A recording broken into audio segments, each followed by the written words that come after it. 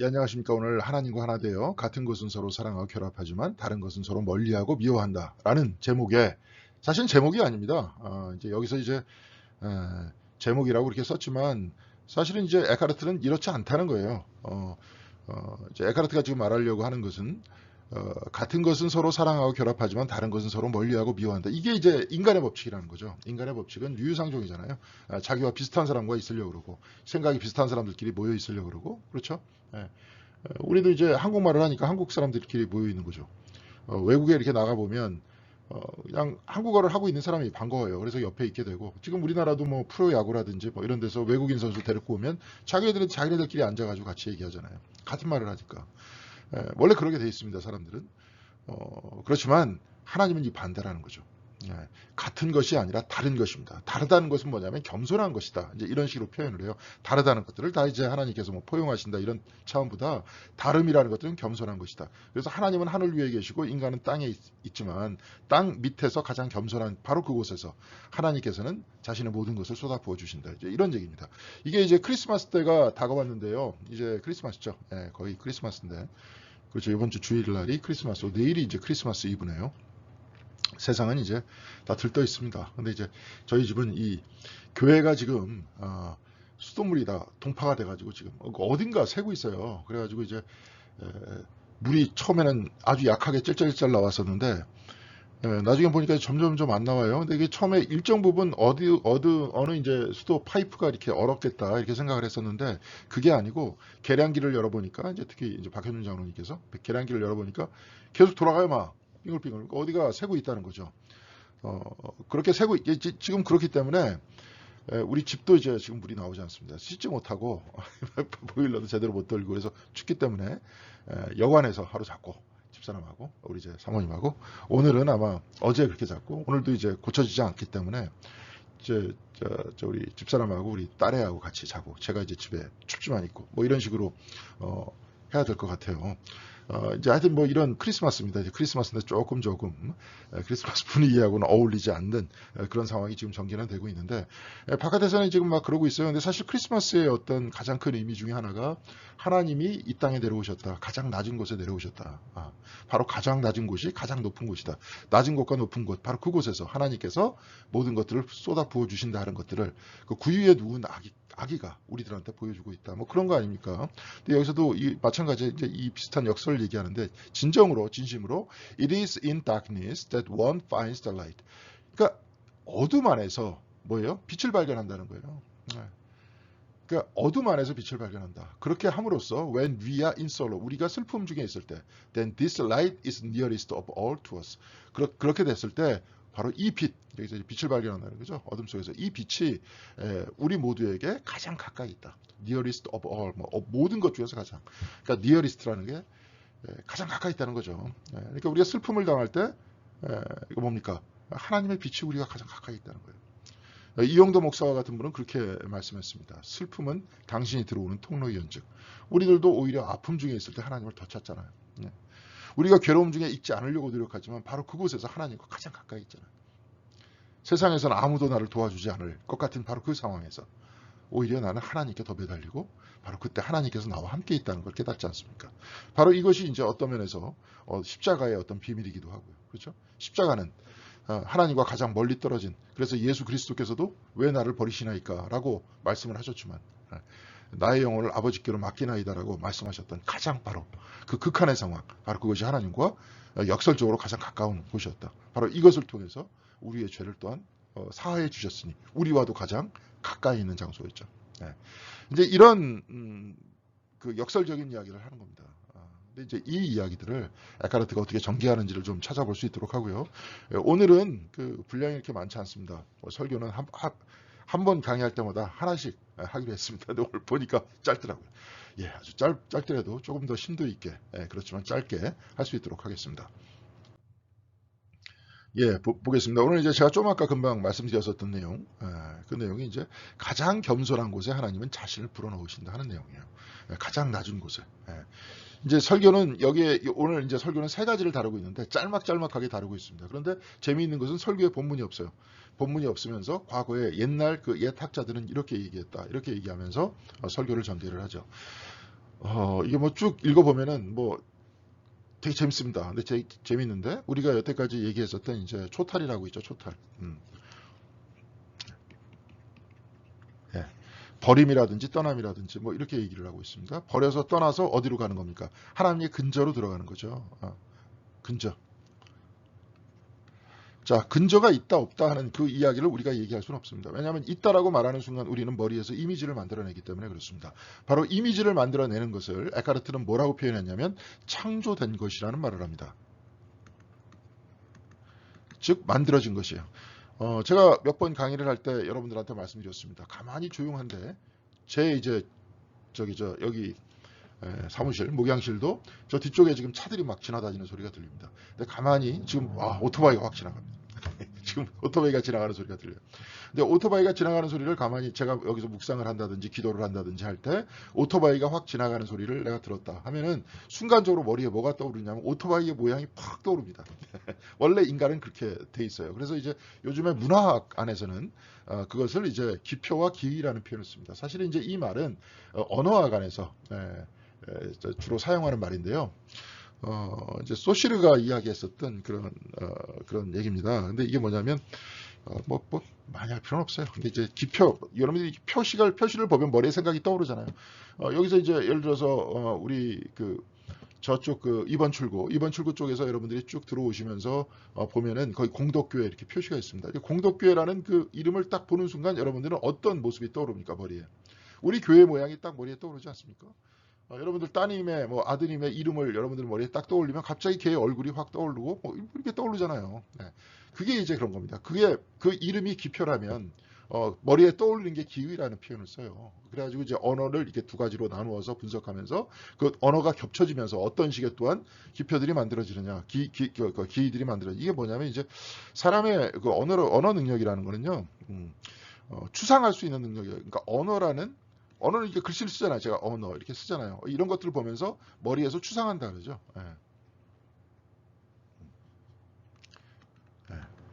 이제 이것을 이제 만약에 이게 이 언어라는 말을 이제 기표라 그런다면 추상하는 거를 기의라 할 겁니다. 예. 그렇죠? 그러면서 이게 또 기의가 또 다른 또 언어를 또 만들어내면서 또 다시 추상을 계속 만들어낼 수 있죠. 사람이기 때문에 그렇습니다. 존재하지 않는 것도 꼭 만들어낼 수도 있어요. 그렇죠? 페가수스가 존재 안 하죠. 그렇죠? 근데 페가수스라고 딱 얘기하면 우리가 그것을 봤기 때문에 머리에 확 떠오르죠. 페가수스라는 것. 페가수스가 갑자기 헤라클레스를 위에다 태우고 다닌다. 그런 거는 세상에 존재하지 않습니다. 존재하지 않는데 우리가 추상적으로 머리에 떠오르면서 추상의 추상을 하면서 사고하고 상상을 하는 존재. 그게 이제 인간이라는 존재잖아요. 그렇죠? 그렇기 때문에 초탈이라는 것들은 뭐냐? 이런 것들 다 버리는 거예요. 왜냐? 이 모든 것들이 다 창조된 것이기 때문에 그래요. 우리의 머릿속에서 이미지로 창조된 것이고 구성된 것이기 때문에 그렇습니다. 이걸 다 버려가지고 있는 그대로의 상황으로 들어가는 것. 이걸 근저라는 표현을 쓰는 거예요. 바닥으로 아무것도 없는 것. 이걸 바닥으로 아무것도 없는 것. 그래가지고 그래가지고 우리의 머릿속에 갑자기 상상하기 시작하면 그건 역시 뭐가 되는 겁니까? 우리가 만들어내는 것, 추상한 것, 그렇죠? 창조된 것 이렇게 되겠죠. 그러니까 에카르트가 얘기하는 건 초탈에서 완전히 다 떠나서 있는 그대로의 상태입니다. 그게 이제 마음에 얘기되는 거예요. 그러면 그 말을 하면 되냐 안 되냐? 말하면 안 되죠. 왜? 말을 하는 순간 우리가 만들기 때문에 이미지를. 그래서 침묵하는 겁니다. 그래서 제가 이제 가끔 에카르트 얘기하면서 비트겐슈타인 같은 사람을 가끔 얘기를 했는데 그 사람도 말할 수 없는 것에 대해서는 침묵하라 그랬어요. 그 이야기가 마치 에카르트와 같은 신비가 비슷한 얘기입니다. 그래서 이제 비트겐슈타인을 하나의 어떤 굉장히 자세한 언어 철학자였는데, 굉장히 분석적인 언어 철학자였는데, 그 사람을 에카르트와 같은 신비가의 영역 안에서 다루고 있습니다. 나중에 이제 그분의 책 같은 것도 한번 읽어보면 재밌을 것 같아요. 자, 이와 간에 설교는 세 가지를 다루는데, 첫째 하나님은 사람의 겸손한 영혼 안에서 열매를 풍성히 맺으신다. 하나님께서는 겸손한 영혼에게 풍성히 부어주신다. 가장 낮은 곳에 임재하시고 역사하신다. 아까도 말씀드렸지만 십자가의 상황 속에서 하나님은 오히려 가장 가까이 예수 그리스도와 같이 계셨고 인류와 같이 계셨다. 그렇잖아요. 하나님께서 십자가를 통해서 그리스도를 통해서 우리를 구원해 주셨다. 만약에 이제 구원론적인 입장에서 그렇게 얘기한다면. 그렇죠? 바로 그 자리, 십자가의 자리는 하나님께서 우리를 용서하시는 자리고 가장 우리와 가까이 있는 자리고 가장 우리를 사랑하는 자리잖아요. 역설적입니다. 바로 그때는 가장 큰 고통의 상태였고 모든 사람들한테 손가락질 받으면서 욕을 먹고 있었던, 뭐 옛날 사람들은 다 그랬거든요. 뭐 그 최근까지도 그랬습니다. 18세기, 19세기 영국 같은데, 19세기까지는 그렇지 않아도 한 1700년대까지만 하더라도 마을에서 못된 짓 하는 인간들은 어디에다가 묶어놓고 막 서로 돌멩이를 던지고 때리면서 조롱하고 죽이기도 하고 하여튼 잔인한 존재였어요. 오히려 요즘이 그런 형태를 다 인권 때문에 다 못하게 하죠. 그러니까 예수님 시대 당시에도 그랬다는 거예요. 십자가에 딱 매달아 놓으면은 다 돌아다니면서 욕하고 조롱하고 이런 것들이 하나의 문화였던 거예요. 자, 그런 형태의 조롱을 당하시면서 고통을 당하시면서 죽어가면서 그 비참한 죽음을 당하면서 그곳에 과연 하나님이 어디 계신가? 라고 얘기를 하고 있지만 역설적으로 바로 그곳에 하나님이 계시다. 이런 것들이 이제 기독교의 입장이잖아요. 그 그리스도께서 누우셨던 말구이라는 것도 가장 낮은 곳인데 바로 그곳에, 그렇죠? 그리스도께서 임재하셨고, 우리는 그래서 가장 낮은 곳으로 가서 하나님을 만난다. 가장 높이 계신 하나님을 만난다. 그래서 지극히 높은 곳에서는 하나님께 영광이고 땅에는 기뻐하심을 입은 사람들 중에 평하다. 바로 그것이 구유에 누운 아기가 바로 그 표적이다. 이렇게 성경은 말씀하고 있지 않습니까? 하여튼 그래요. 그런 얘기를 하고 있고요. 뭐 둘째, 하나님은 하나님과 영혼의 근저는 하는 일이 같다. 가장 밑바닥에 우리의 본래 모습, 영혼의 근저라는 것이라고 얘기하기도 하고, 여기서 뭐 영혼의 불꽃이라고 얘기하기도 하고, 빛이라고 얘기하기도 하고, 때로는 이 사람은 하나님의 형상, 형상이다 이렇게 얘기하기도 합니다. 근데 이런 모든 것들을 우리가 이미지로 그리면서 얘기를 이해하려고 그러면 안 돼요. 아까도 얘기했지만 말하면은 우리의 머리에 떠오르고 창조된 것이 되기 때문에 있는 그대로 체험을 해야 됩니다. 본인은 지금 체험을 했던 그 언어예요. 가장 근저 속에서 가장 밑바닥에서 하나님을 만난 거예요. 예를 들어서 좀 이따가도 막 그래요. 제일 끝에 우리는 뭐 성부, 성자, 성령 그렇게 얘기를 하는데, 나는 성부, 성자, 성령을 만나기를 원하지 않는다. 그것을 뛰어넘어서 가장 근저의 하나님을 만나기를 원한다. 성부, 성자, 성령도 뭡니까? 성경책이 있어요? 없어요? 없어요. 네? 성부, 성자, 성령은 하나다. 그러니까 성령님 뭐 이런 표현들이 있습니다. 그리고 뭐 여호와의 영 이런 표현들이 있습니다. 그것이 여호와의 영과 그리스도와 하나님이 하나다라는 표현은 없어요. 그것은 이제 후반기에 만든 겁니다. 인간이 나중에 니케아 종교회의라는 데서 만든 거예요. 그럼 뭐냐? 왜 그러면은 하나면 하나고 셋이면 셋인데 왜 셋이는 하나고 하나는 셋이라고 해가지고 자꾸 헷갈리게 만드느냐? 이 종교회의 때 그렇게 이야기했던 거는 뭐냐면, 과거에 있어서의 뭐라 그럴까요? 교리라든지 뭐 이런 모든 것들은 사람들의 신앙생활을 위해서, 사람들의 신앙생활을 위해서 가장 알기 쉽게 표현했었던 삼위일체라는 것도 역시 마찬가지입니다. 제가 한번 설명을 했지만 옛날에 몇 번. 성령님을 통해서 예수 그리스도에게 가고 예수 그리스도 안으로 들어가서 아버지에게로 가는 것. 예수 그리스도를 통해서 아버지에게로 가는 것. 이것이 곧 성부, 성자, 성령, 하나님께서 우리를 감싸고 계시고 우리와 함께 계신다는 바로 그 뜻을 표현하려고 했던 거예요. 삼위일체는. 그런데 이 이야기도 결국은 인간이 만든 거잖아요. 엄밀한 의미에서 인간에 있어서의 어떤 신학적 논리 속에서 창조된 것이잖아요. 그렇죠? 하나님께서 내가 삼위일체니라, 그러니까 너는 삼위일체를 받아들여야 된다. 그런 적 있습니까? 이것은 우리의 신앙생활을 위해서 교리가 형성된 거잖아요. 기독교에. 그렇죠? 근데 에카르트는 바로 그런 삼위를 넘어선 하나님, 있는 그대로의 근저 안에서 하나님을 만나고 싶다는 거예요. 그렇지만 그것은 표현 안 합니다. 그러니까 상징적으로 표현해요. 뭐 사막이라는 둥, 뭐 지하의 위대한 강이라는 둥, 뭐라는 둥, 이렇게 표현하는 겁니다. 이것은 우리가 경험해야 하는 겁니다. 특별히 이거 굉장히 중요합니다. 저는 뭐 이제 감리교의 두 가지의 축을 경험과 체험과 이성이라고 얘기합니다. 이성. 같은 말이에요, 사실은. 제가 볼 때는 어떤 면에서 같은 말입니다. 경험이라는 것은요, 여기서 이 경험과 이성을 얘기할 때의 경험이라는 것은 영국의 경험론을 이야기하면서 경험을 얘기하는 겁니다. 명석타다한 것들을 자기가 경험하고 확실했었을 때, 바로 그걸 믿는 거예요.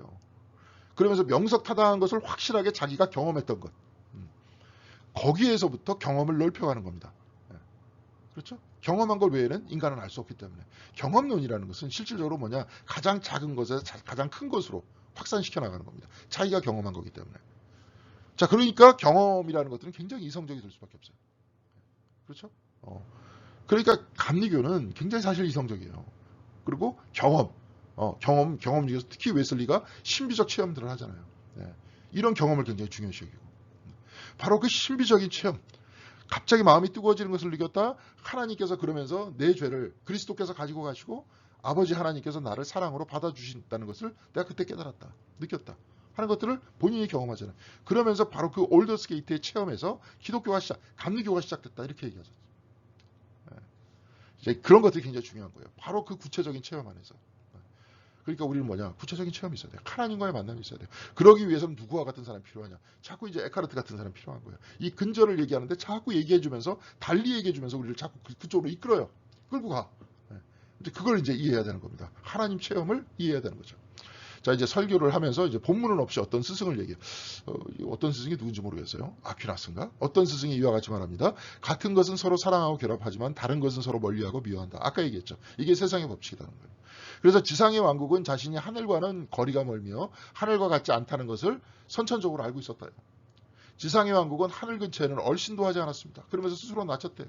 스승들의 견해에 따르면 드넓은 광활한 하늘은 자신을 조금도 아끼지 않고 그 바로 지상의 왕국에다가 부어주신다는 거예요. 여기서 얘기한다는 거는 몰랐다 막 이렇게 얘기하는 게 아니라 그 정도로 낮췄다는 거예요. 우리들도 이 인생을 살아나갈 때 자꾸 힘든 게 뭐냐? 나 때문에 힘드네, 나 때문에.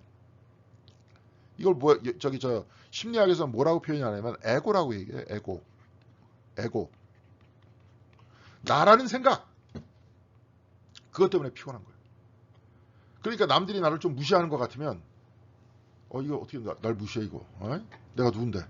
이러는 순간 이거는 이제 가짜납니다. 그 나에 대해서 사실 딴 사람들 관심 없잖아요. 이걸 왜 가짜나라고 얘기를 하느냐. 그거는 내가 기도를 통해서라든지 내가 신앙생활을 통해서라든지 영성생활을 통해서 얼마든지 사라지게 할 수 있어요. 내가 작년에는 굉장히 누가 나에 대해서 뭐라 그러면 막 기분 나빠갖고 막 이랬는데 올해 갑자기 내가 이제 많이 신앙생활 하면서 내가 낮춰주고 겸손해졌을 때 남들이 막 얘기했을 때 뭐 그럴 수도 있지 뭐. 만약에 이렇게 됐다. 그럼 없어진 거잖아요. 사실 과거보다 약화된 거잖아요. 그럼 그게 존재했던 거냐? 존재하지 않았던 거죠. 내가 만든 거죠. 내가 스스로를 내 이미지 안에서 만든 거죠. 네? 저번에도 보니까 무슨 뭐 정치인이 놀룩 패스라 그러나? 공항에서 딱 나오면서 누군지 이름 얘기 안 하겠습니다. 비난하는 게 되니까. 딱 나오면서 가방을 수행하는데 딱 줘야 되는데 쳐다보지도 않고 그러니까 가방이 이렇게 밑에 바퀴가 4개 달렸잖아요. 그러니까 잘 굴러가잖아요. 툭 치면서 그냥 나와. 이런 인간이 자기가 이제 국회의원 한번 되고 싶다 해가지고 선거할 때는 사람들한테 큰절 넙죽넙죽하면서 그냥 얼굴에 환한 미소를 띠면서 손잡고 그냥 사랑합니다. 이게 진짜 사랑하는 겁니까? 이제 그런 거 믿고 진짜 찍어줬다가는 나중에는 딱 국회의원 되자마자 이제 그런 식으로 하는 겁니다. 아는 채도 당신 나 알아? 뭐 이런 식으로 가는 거죠. 이제 거기서도 이제 수행한한테 막 이렇게 가방 주고 너 니들이 알아서 해 막 이런 식으로.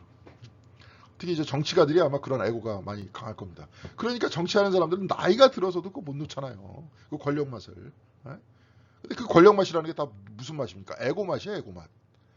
자기가 만든 애고 맛. 다 그런 거죠. 그런 것들 다 뭐예요? 우리들이 그 사람들이 만든 그 약속 체계 안에서 존재하는 거 아닙니까? 그렇죠? 사람들이 자꾸 뭐 국회의원 만들었고 대통령 만들었고 물론 이제 그것도 과거에 왕이 혼자서 다 통치하면서 그냥 말 한마디로 사람 죽이고 살리고 했으니까 그런 형태의 어떤 무소불위의 권력들을 나누기 위해서 결국은 공화정이 이렇게 나오는 거잖아요. 대통령을 뽑고 누구를 뽑고. 근데 뽑으면은 또 한 4년 동안 5년 동안은 그 짓 하지 않습니까?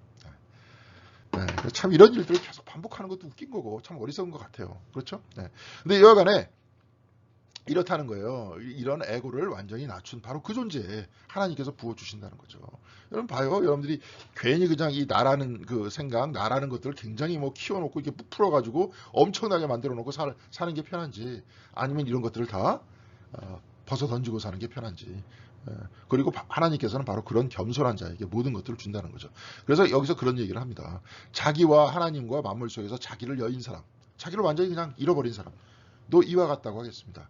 이제 아인슈타인 같은 사람은 이게 특별히 이제 어떤 신앙생활 뭐 했다 뭐 그런 건 없지만 그 사람의 삶을 보면 그 에고가 별로 없어요. 그게 없어요. 자기가 뭐 내가 아인슈타인인데 말이지. 뭐 이런 거 없어요, 그 사람. 그러니까 그게 실질적으로 어떤 유대교에서 깊이 들어가지고 아주 했었던 그 유대인이었잖아요. 뭐 그런 것들은 없었어도 굉장히 쓰는 그 글과 문체라든지 이걸 보면은 굉장히 뭐랄까요, 종교적이에요 한마디로. 그런 사람입니다. 여하튼 뭐 그래요. 그가 가장 낮은 곳으로 옮겨가면 하나님은 그 사람 속에서 자기를 송두리째 쏟아 부으실 수밖에 없다는 거예요. 하나님께서 부으시는 사람 누구냐? 가장 낮은 사람이라는 거예요. 그래서 말구 위에 하나님께서는 송두리째 쏟아 부을 수밖에 없었던 거고 십자가에 하나님께서는 모든 것들을 쏟아 부으실 수밖에 없는 거였습니다. 그래서 우리는 하나님을 만나기 위해서 어디로 가야 돼요? 맑고 위로 가야 되는 거예요. 낮은 곳으로 가야 되는 거예요. 높은 곳에서 나가 형성이 됐을 때, 그때는 하나님께서는 뭐 항상 우리를 쏟아 부으실 수밖에 없죠. 그래야 우리가 살아 있을 수 있으니까 우리가 이제 창조 영성 공부하면서 이렇게 얘기했잖아요. 매 순간 모두 다 은혜일 수밖에 없고 하나님께서 우리에게 쏟아 부으시는 것일 수밖에 없다. 딱 이렇게 이제 여러분들한테 다 말씀드렸잖아요. 근데 우리는 다 그랬는데 그걸 못 느끼는 겁니다. 이제 자기가 크니까 결국은 이제 그런 얘기예요. 자, 그래서 육체의 눈과 영혼의 이게 굉장히 재밌는 얘기입니다. 하나님과 하나 되는 그런 얘기. 오늘 세 가지 설교를 다룬다 그랬잖아요. 내 눈은 열려 있을 때 나의 눈이고 닫혀 있을 때도 나의 눈이다. 그렇죠? 여러분, 제가 눈을 감고 있었을 때도 내 눈이고 떠 있을 때도 내 눈이에요. 근데 눈을 감고 있었을 때는 내가 눈이 있다라고 압니까? 모릅니까? 몰라요. 눈이 닫혀 있었을 때는 깜깜하게 보여요. 저도 지금 눈을 닫고 있으니까 아무것도 안 보여요. 눈을 딱 뜨니까 앞에 있는 여러 가지가 보이는데 내 눈을 볼 수 있습니까? 못 보죠. 눈은 눈을 볼 수는 없는데 내가 이걸 봤다 그러면 이것과 하나가 된다는 거예요. 이제 예를 들어서 내가 나무를 거듭 본다고 해도 무언가가 나무에 달라붙는 것도 아니고 나무에서 떨어져 나가는 것도 아니래요. 그냥 떨어져 나가는 것도 아니지만 눈과 내 나무는 하나가 된다. 나무를 본다면 눈과 나무는 여전히 그대로지만 보는 동안만큼은 하나가 되죠. 뭐 내가 이게 눈을 뭐 옛날에 그런 초능력 같은 뭐 그런 사람이 있을 수도 있겠지만 내가 째려본다고 해서 뭐 바뀝니까? 똑같죠. 그렇지만 내 눈은 보이지 않지만 내 눈이 그 뭐예요? 나무를 보는 것인데 눈이 분명히 이게 이분법적으로 이렇게 나눠져 있는 것인데 근데 하나가 되잖아요. 그 순간. 근데 하나가 되는 건 그 순간만큼 하나가 된다는 겁니다. 그렇다고 해서 내 눈이 나무가 아니죠. 나무가 내 눈이 아니잖아요. 그렇지만 하나가 된 것이잖아요. 그렇죠? 눈을 떠 있는 바로 그 순간. 내 눈은 이거 굉장히 재밌는 표현입니다. 내 귀와 존재를 같이 하고 있지만 여기 내 귀가 달려 있고 여기 눈 달려 있고 내 존재와 즉 같이 하고 있잖아요. 그렇지만 내 귀보다는 바다 저편에 있고 내가 한 번도 본 적이 없는 양의 눈과 더 공통점을 가지고 있대요. 왜냐하면 양의 눈도 나의 눈과 똑같이 작동하죠. 양도 눈을 뜨니까 양보다도 이제 개가 더 어울리겠네요. 우리 집 개한테 우리 저기 사랑인데 사랑아 딱 이러면 아빠를 쳐다보죠. 일로 와봐 그러면 쳐다보면서 오죠. 보잖아요. 저와 자기 눈과 하나가 된 거잖아요. 그래서 그렇게 그러면서 이렇게 오는 거 아닙니까? 똑같이 작동하는 거잖아요. 사랑의 눈과 제 눈과는 똑같이 작동하는 거예요. 제가 귀가 작동하는 거 귀는 뭐예요? 들리는 걸로 작동하잖아요. 그러니까 귀가 작동하는 방식과 눈이 작동하는 방식과 다르죠. 그것은 그러면서 이제 영혼의 빛을 얘기하는 거예요. 눈은 나무를 보고 바깥의 사물을 보지만 영혼의 빛은 하나님을 본다는 거예요. 근데 이거를 영혼의 빛이라는 것을 아까 뭐라고 표현했냐면은 저는 근저라 그랬습니다. 그러면서 구체적으로 표현을 안 하고 있고요. 에카르트 같은 경우에는 예를 들어서 지금 얘기를 하고 있어요. 그것이 뭐냐? 영혼의 빛이다. 이런 얘기예요. 영혼의 빛은 창조되지 않고 창조됐다는 것은 뭐냐면 제가 아까 얘기했잖아요. 머리로 이미지로 구성이 된 우리의 추상에 의해서 구성된 그 어떤 것이에요. 근데 창조되지 않는 원래 그것이에요. 그 어떤 것. 그죠? 바로 그 어떤 것. 옛날에 뭐 선불교 같은 데서는 그런 그 어떤 것을 말하면서 바로 이것이다. 이것이다 도대체 뭐냐? 손가락을 어떤 사람이 이렇게 쫙 손가락 이것이다. 그러니까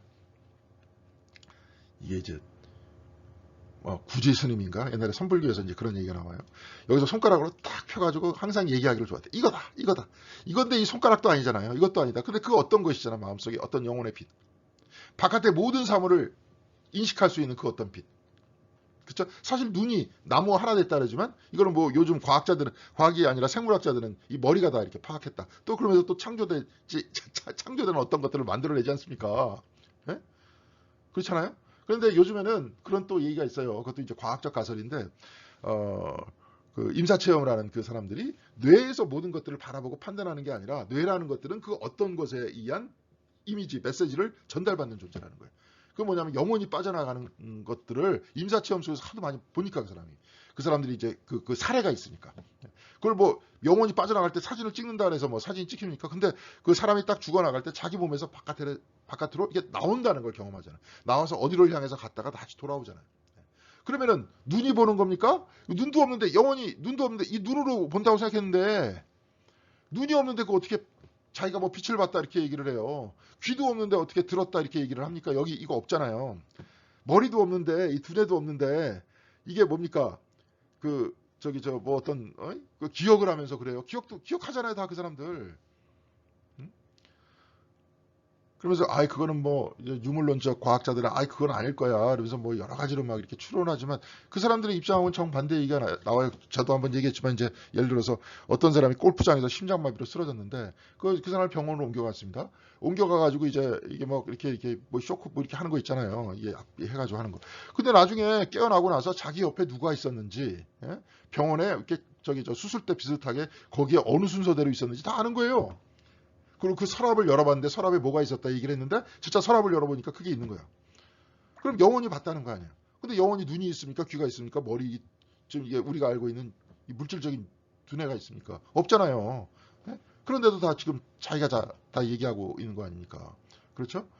그러니까 우리가 이제 생물학적으로 이것이다 그러면은 뭐 눈을 통해 갖고 뇌가 본다 하고 뇌다 이렇게 유물론적으로 유물론자들은 그렇게 얘기하겠지만 이제 그렇지 않다는 거예요. 그래서 거기서 이것이다 이게 또 자꾸 이렇게 해가지고 이제 안으로 깨달아라 그 어떤 것 이거 이제 에카르트식으로 얘기하면 영혼 속의 빛 근저 이런 얘기겠죠. 예. 제가 연속적으로 말씀드리지만 에카르트는 불교를 전혀 몰랐어요. 전혀 알지 못했던 사람입니다. 그런데 이제 자기가 분석해 들어가다 보니까 그렇다는 거죠. 학자였고 그러면서 체험했었던 미스틱 신비가였고 네.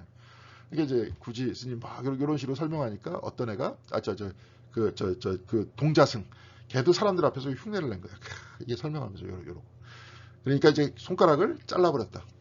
네. 딱 잘라버렸대요. 그러니까 아프죠. 진짜 잘라버린지 그 얘기 속에서 손가락을 딱 잘라버린 다음에 아파가지고 딱 이러니까 저기서 그 구지 스님이라는 사람이 또 씩 웃으면서 딱 손가락을 이랬다는 그때 깨달았다는 거지. 그걸 뭘 깨달았다는 거예요? 이걸 깨달았다는 거죠. 영혼의 빛을 깨달았다는 거죠. 네. 통하는 게 있습니다. 네, 통하는 게 있어요. 이제 근데 그 사람들은 그 방식으로 사는 거고 우리는 성경을 읽으면서 기도하면서 이 방식으로 가는 겁니다. 지금 여러분들 지금 제가 무슨 말씀하시는지 지금 이해가 됐을 겁니다. 잘 됐을 건데 하여튼 뭐 그거는 나중에 더 자세한 것은 나중에 설명드리겠습니다. 그래서 그 빛은 하나님을 적나라하게 받아들인 그 어떤 것이 여러분 안에 있다는 거예요. 이게 근저죠. 그래서 하나님의 근저와 맞닿아 있다라는 표현을 쓰잖아요. 맞닿아 있다는 것도 구체적으로 여러분 머릿속에서 그리면 안 돼. 이 사람은 유일하게 얘기하는 것은 요한복음 안에서 우리가 말씀을 통해 가지고 세상으로 나왔다. 그러니까 우리의 근저와 하나님의 근저는 같다라고 얘기하면서 본인의 체험 얘기를 하고 있는 겁니다.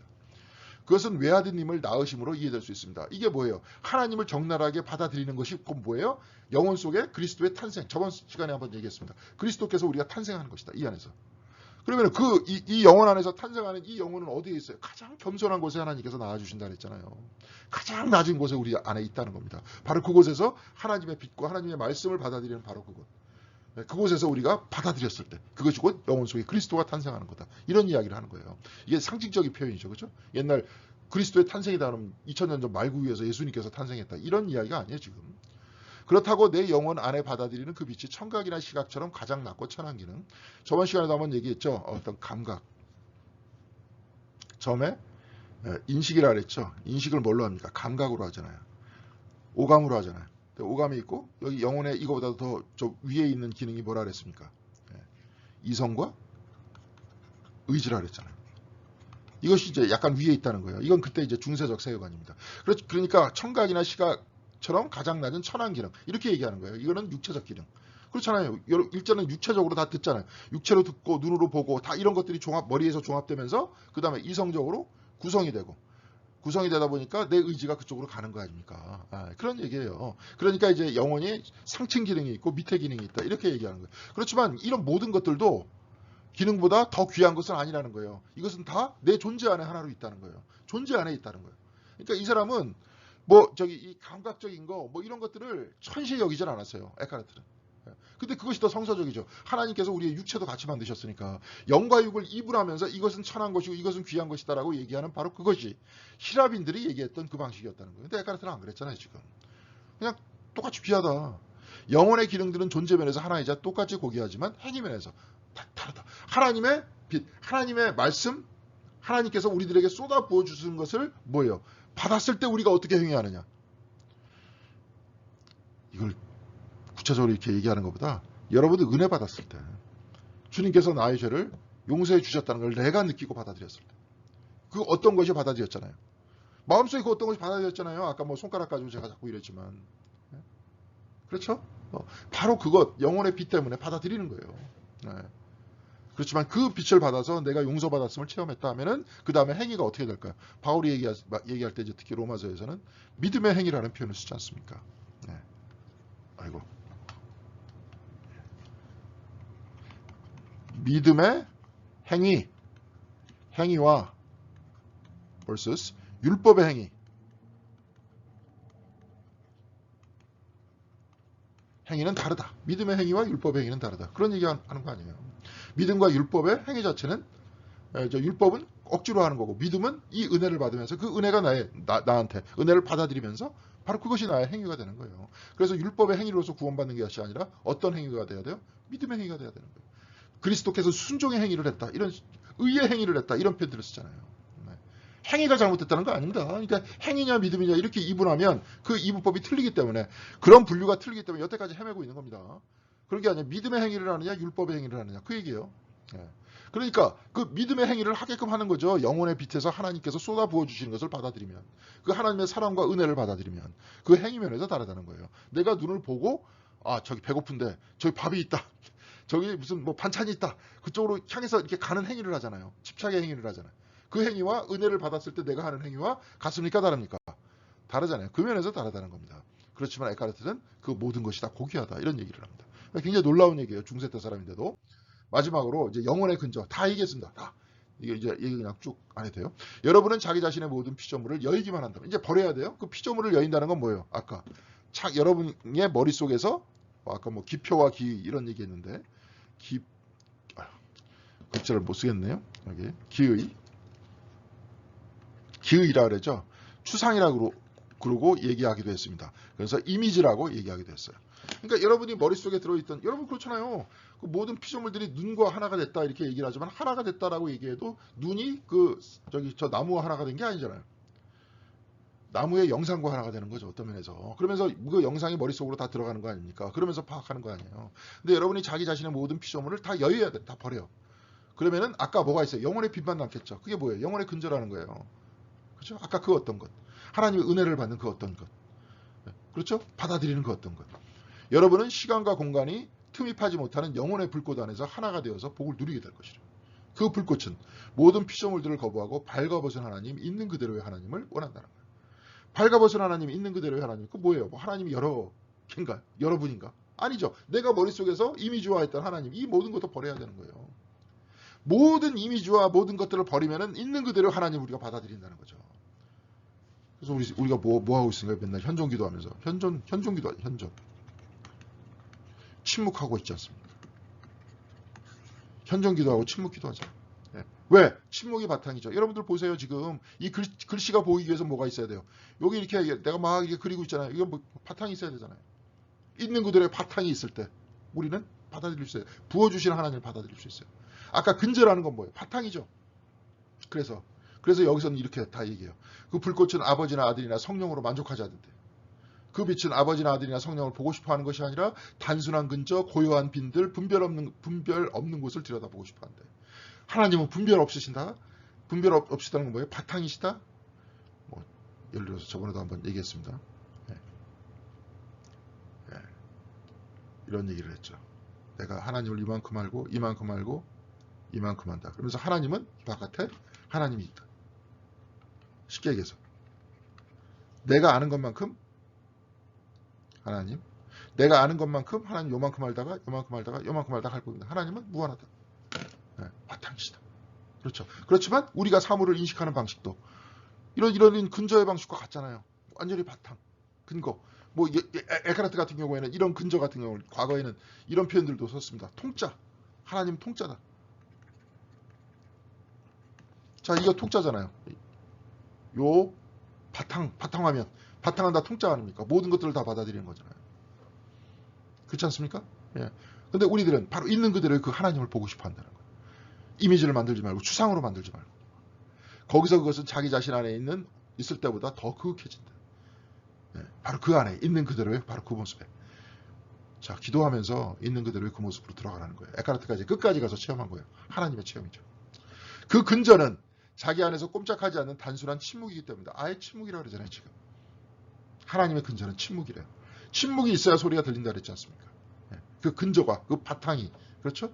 이것이 이제 에카르트가 바라봤던 하나님 체험이에요. 그 나머지 것들은 다 뭐예요? 내 머릿속에서 추상한 거예요. 사람들이 신학으로 추상한 겁니다. 근데 그것들을 다 허물어뜨렸을 때, 있는 그대로의 근저 속에서 하나님을 있는 그대로 받아들였을 때. 네. 그렇죠? 그래서 만물을 움직이고 만물에게 이치에 맞는 생명을 주는 것은 바로 부동의 고요합니다. 바로 그것이 부동의 고요로 근저를 표현했던 거예요. 하나님의 가장 밑바닥을 표현했다는 거예요. 그것이 있어야 되는 거예요. 동양인들은요, 과거에 이제 이런 모든 모습들을 뭐라고 표현합니까? 저기 노장에서는 이걸 무라 그래요. 무. 자, 제가 지금 여기 의자에 이렇게 앉아 있습니다. 의자에 앉아서 여러분들한테 말씀을 전하고 있어요. 근데 이 의자에서 제가 여러분들한테 말씀을 전하기 위해서 뭐예요? 의자가 비어 있어야 되잖아요, 애초에. 먼저 비어 있어야 제가 엉덩이를 붙이고 여러분들한테 말씀을 전할 거 아닙니까? 이 사무실도 안에도 먼저 비어 있어야 되는 거 아니에요? 그래서 무라는 것이 유보다 선행한다는 거예요. 무가 있어야 유가 있다는 거예요. 이건 굉장히 그 사람들이 프랙티컬하면서 단순하게 얘기를 하는 겁니다. 지금 에카르트는 굉장히 지금 어렵게 얘기를 하고 있죠. 그렇죠? 그러니까 하나님께서는 뭐와 같다? 그냥 고요와 같다. 무와 같다. 이런 얘기를 하는 거예요. 그것이 모든 것들을 다 포용하기 때문에. 그렇지만 우리가 지금 여기 있는 빈 공간, 이것을 하나님이다. 이렇게 얘기할 수는 없겠죠. 네. 그렇죠? 그러면서 우리가 해야 돼요. 가장 근저 속에 들어가서 모든 것들을 품어안는 근본적인 바탕. 네. 그래서 아까 뭐 손가락으로 그 영혼의 근저와 하나님의 근저와 맞닿아 있다 하는 것들을 바로 그때 우리가 인식해야 되는 거예요. 깨달아야 되는 거예요. 자, 짧죠.